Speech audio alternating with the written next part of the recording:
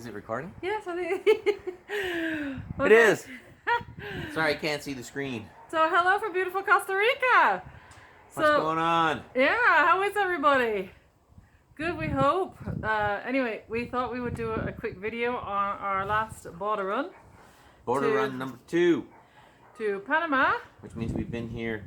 Going into our 7th month now. Yeah, every 3 months we have to do a border run.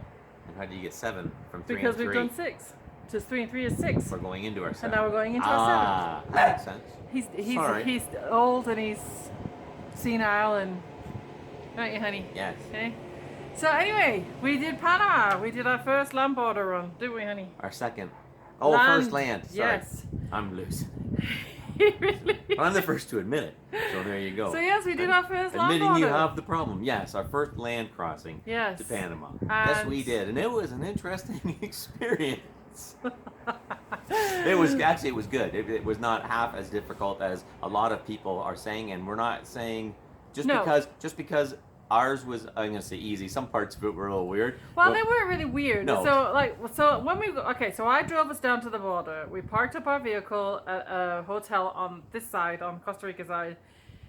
It cost us $20 for the 2 days. It was $10 a day, which was good, but it was absolutely teeming down. And I mean, it was torrential rain, and we did not have an umbrella. And he had the suitcase. I had my laptop. Rainy season, Costa Rica. We're gonna walk over the border. Didn't even cross our mind because no umbrellas. You're so busy, like, thinking, have I got my passports, have I got my paperwork, and with COVID, you got to have the insurance and the QR code and blah, blah, blah, blah. And? So that's the last thing on your mind is an umbrella, let me tell you. Well, I'm thinking about it. We also, the parking spot on the Costa Rican side in Paso Canoas, we had an inn, because of, once again, our Costa Rican family, we had an inn as to where we could leave the car. Yes. That was as far as they knew, and they parked there before, it was safe. Yes. And so if you guys are interested in where that was, we can tell you.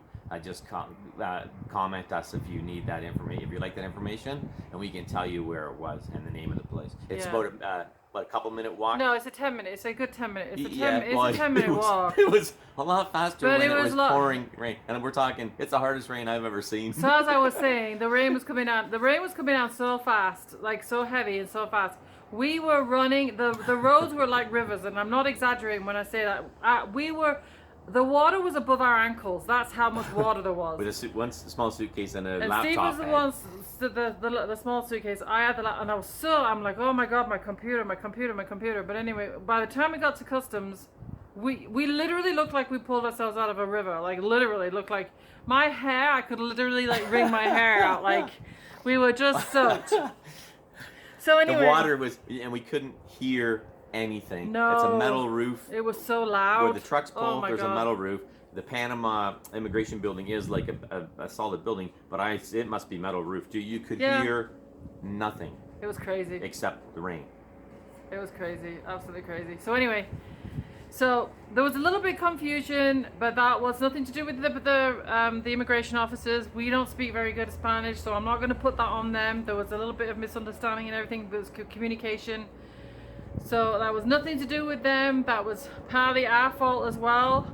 But once we got it sorted, the actual guy that had to, we had to fill out a paper. Basically, had we had any like signs of flu, like cold, runny nose, it was fever. The first was COVID related, kind of with the first guy. Yes. So I guess he was a doctor that they had there. So we had to fill out the forms. And then they took a copy of our insurance. So make sure you got 2 copies of everything. I can't state that enough. And make sure you got them on paper copies. He had us take photos with our phones, which we did, but we didn't really need to because we had duplicate copies. Because he took the paperwork and kept it. Yes, I can honestly always duplicate copies. Always, I can't stress that enough. Because sometimes the officers are interested in your phones. They want to see the paper. Yeah, all paper. They want to see the paper. They don't care about your phone. Made it easier at the airport. Yes. Made it easier at this land crossing for sure. Have everything on paper. And of course, with us having our COVID test on here in Costa Rica, of course, ours are in Spanish, which is good actually. So it works out good for us, especially doing the border runs crossing back and forth. So anyway, we got through to Panama, no problem, except for being like drenched through. So thanks to our Costa Rican family, there's actually a Tika bus that goes to David. It's spelled David, but they pronounce it David, and it's about an hour, I guess, an hour and change. On the bus. On the bus. Mm-hmm. Well, mini buses run, I think, every half hour. We're not sure, but there was there was one there waiting. 20 minutes to 30 minutes. 20 to 30 minutes. All sorts of them. So anyway, it cost us. It was only $2 each, which we were totally just gobsmacked. It's like, oh my god, $2! Like, but we were both soaking wet. Like I'm not kidding when I say this. I'm not kidding. I swear to God, I'm not kidding when I say this. We were so freaking wet. We get on the bus, and of course, what's on the bus? Air conditioning. I have not been that cold since I left Canada. I swear to God. I was freezing. I had goosebumps on my goosebumps. It wasn't an overly comfortable It was not. Oh my God, I was so cold. I got oh my God, it was cold. So before we get to, let's go back to the border just for a second. So I'll tell you, when you got to the border crossing, there's a building that says Panama in great big letters. That's the immigration building you want to go across to Panama. On the right-hand side. On the right-hand side. You walk in, it's along there, it's really difficult. They got little wee openings, and of course with the rain pouring, but the rain gave up like so we could hear them. And then what they did also do is they told us we had to go to customs. So we went out to customs and we had a conversation with the guy. He sent us back. But that place. Again, that was lack of community. That was just because of the language barrier. That's all that was. They thought we had a car. Didn't realize we were walking. And if you have a car, well, he asked if we had a car. Yeah, the kid at customs. But anyway, so that was a little bit of a mix-up. That was not a big deal. The immigration officer was absolutely fine. Fingerprint. We had no problem with fingerprint, and camera, and the photo. Yeah. And then we were told also that you had to have a trip arranged back out of Panama. Yes. In Costa Rica. We stayed for no. 2 days? Well, yeah, actually, yeah, we were supposed to. Well, proof of leaving.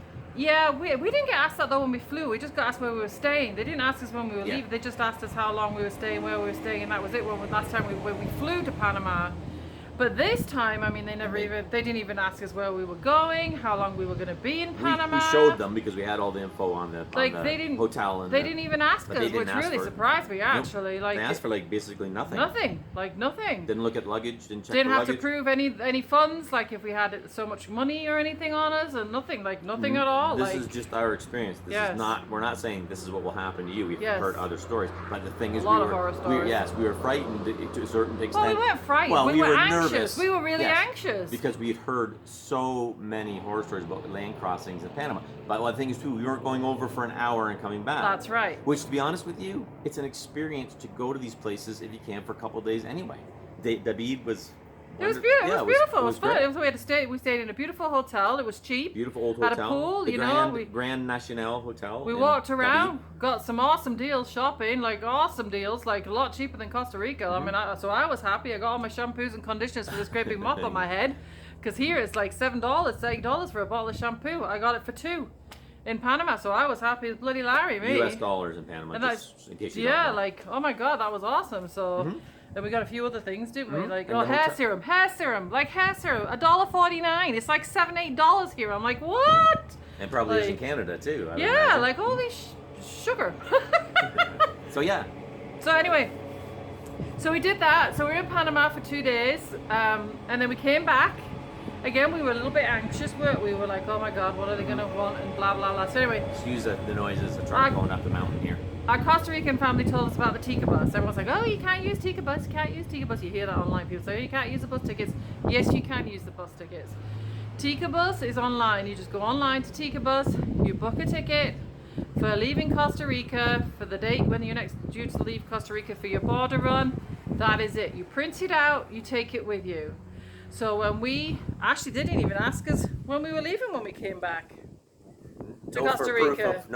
They didn't ask us for. Costa Rican immigration asked us for nothing. No, we didn't get asked how long we were staying. Just proof the QR code. They just wanted to see our QR code for our health insurance, for our COVID insurance, and that was it. They didn't ask us anything else. Nothing. We didn't have to pay nothing. They stamped us back in for 89 days, and off we went. That was it. That was it. But I think the reason being is because we spent a couple of days in Panama. It could very well be. I think that's what it is, because it seems that from what I've been reading online on social media, the people that are having the problems are the ones that are trying to go back and go out and back the same day. Now I realize it's not illegal. There's nothing saying that you're not allowed to do that. There's nothing illegal about it at all. You're not breaking the law, and I totally understand that. But with COVID and everything right now, and it's funny because yesterday morning, me and my friend Maria, she's Costa Rican, she was talking to me, she was reading some of the social media posts, and she was talking about how a lot of the expats and like gringos are going over the border and coming back the same day. Now, I'm not saying this is going to happen, but it never even crossed my mind actually until Maria had mentioned it, but she said, anybody that's looking at applying for residency in the future, if you are doing a lot of your border runs where you're going, say Nicaragua or Panama, and you're only there for an hour or two and coming back the same day, you may or may not have issues with your residency when you apply for residency, because Costa Rica are seeing that you are just going over for an hour or two and coming back. Yeah, you're not kind of really, you're leaving the country, but you're not really for more than 24 hours, yeah. I guess. But we don't know that for fact. No, that's what I'm not saying that's facts. I'm just saying that's something to consider and think about. Like if you are seriously thinking about applying for residency, which we plan on doing. So that's just something to keep in mind. That's all I'm saying. And in a way, to be honest with you too, we both kind of feel like it's not illegal to do the hour run and that, but in a way you can't kind of blame the countries, especially after they extended it here and then they had an influx of these customs officers who are doing nothing all day, Panama customs, but working for Costa Rica. Yeah. Like people coming to go for an hour, zip back just to get stamps, and you're spending like next to no money in the country.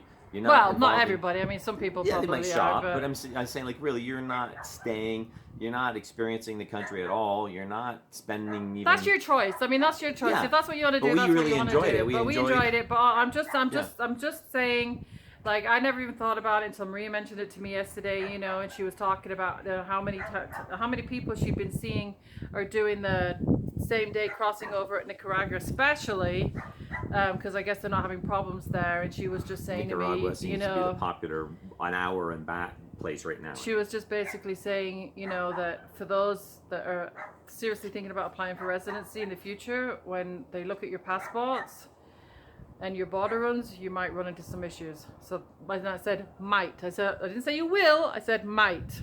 So that's just, like I said, something to consider. So yes, we went to Panama.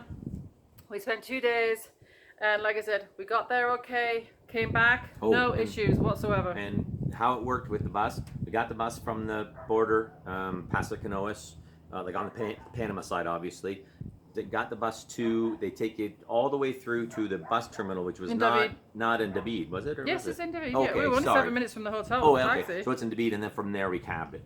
Yep. So you could probably walk to the hotel if you knew how to get there, but we didn't. It would be a fair walk. We paid $2 to be on a bus for over an hour to David, and then we paid $3 for a 7-minute drive in the taxi from the terminal to the hotel, and then we got a cab back to the terminal on the Friday, and the cab driver took us right to where the bus was getting ready to leave, and they won't wait. I'm telling you right now, they do not wait, and that was $5.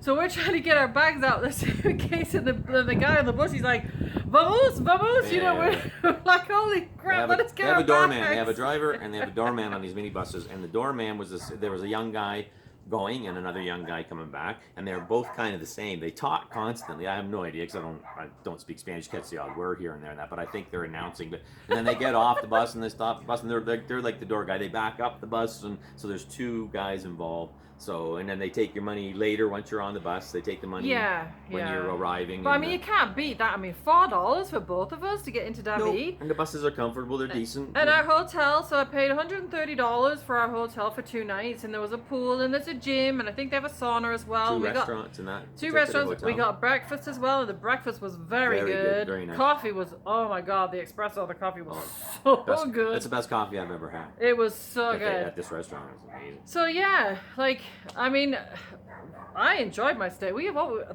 been to Panama twice now. We were a little anxious the whole time we were there, wondering if our car would still be back or still be there when we got back. That was the only thing. It's an experience. The Costa Rican guy at this hotel that we parked outside because we had been told to bring it there by our Costa Rican family, and so you kind of wonder, what do you do if you go and the car's not there anymore? And this guy just says, I don't know what you're going to do. Yeah, actually, that was the only thing. And I said to him, right, because he kept going, have you got the passports? Have you got this? Have you got that? And I'm like, I'm fine. I've got everything. I said, I'm not worried about it, right? Because he was a bit more anxious than what I was.